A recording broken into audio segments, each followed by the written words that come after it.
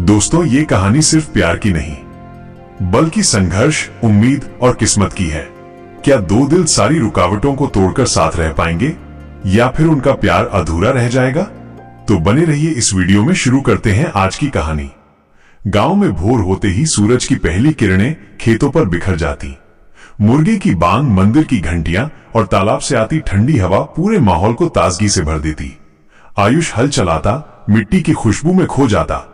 दूसरी तरफ रिद्धि अपने आंगन में तुलसी को पानी देती और ढोलक की थाप पर लोकगीत गुनगुनाती। दोनों की आंखों में बचपन से ही एक दूसरे के लिए अपनापन था, लेकिन जब जवानी ने दस्तक दी तो यह अपनापन गहरा प्यार बन गया।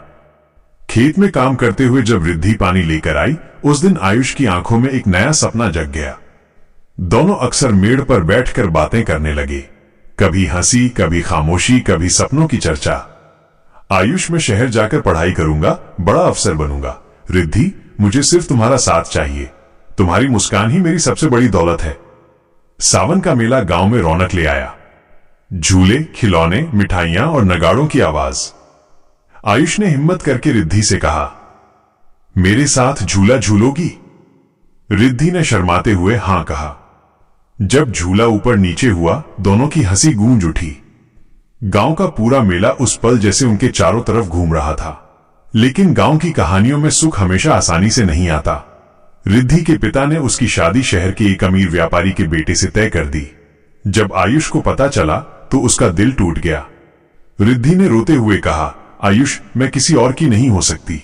आयुष ने उसका हाथ पकड़कर वादा किया, मैं साबित करूंगा कि मैं तुम्हारे काबिल हूं। आयुष गांव छोड़कर शहर गया। वहां उसने पढ़ाई की, नौकरी की और धीरे धीरे सफलता हासिल की। रिद्धि इंतजार करती रही। हर शाम वो तालाब किनारे बैठकर चांद को देखती और कहती, ये वही चांद है जिसे आयुष भी देख रहा होगा। कुछ साल बाद जब पंचायत में बात हुई तो आयुष ने सबके सामने कहा, गरीबी कोई अभिशाप नहीं, मेहनत और सच्चाई से इंसान अमीर बनता है। गांव तालियों से गूंज उठा। रिद्धि के पिता का दिल पिघल गया और दोनों की शादी हो गई। तालाब किनारे मंडप सजा, शहनाइयां बजी और पूरे गांव ने मिलकर उनकी खुशियां मनाई। शादी के बाद रिद्धि अपने ससुराल आई। घर बड़ा नहीं था, लेकिन उसमें अपनापन भरा था। सुबह वो सास के साथ काम करती, दोपहर को खेतों में आयुष के साथ जाती। गांव की औरतें कहती, रिद्धि तो लक्ष्मी है, जहां जाती है वहां खुशियां आ जाती हैं। आयुष भी हर रोज रिद्धि को महसूस कराता कि वो अकेली नहीं है। रिद्धि सिर्फ पत्नी ही नहीं बल्कि आयुष की सबसे अच्छी दोस्त भी थी। रात को दोनों छत पर लेटकर तारों को देखते और बातें करते। रिद्धि, अगर कभी हमें मुश्किलें आईं तो आयुष, तुम साथ रहना, मुश्किलें अपने आप हार जाएंगी। एक साल ऐसा आया जब गांव में बारिश नहीं हुई, फसलें सूख गईं और लोग परेशान हो गए। आयुष ने तय किया कि वो शहर की कमाई से गांव में तालाब खुदवाएगा। रिद्धि ने अपने गहने तक बेच दिए। जब तालाब बना और उसमें पानी आया तो पूरा गांव झूम उठा।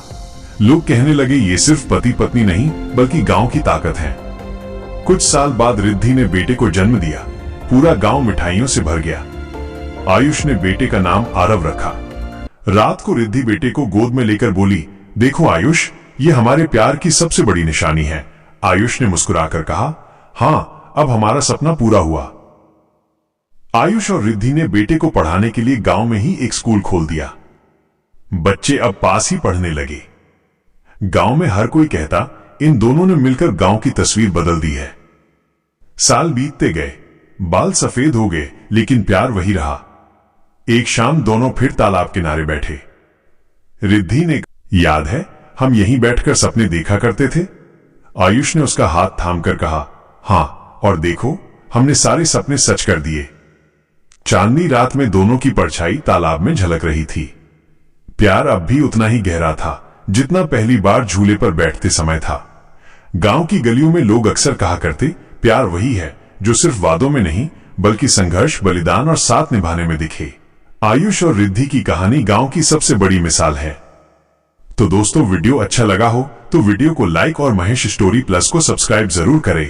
तो मिलते हैं अगली वीडियो में, तब तक के लिए धन्यवाद।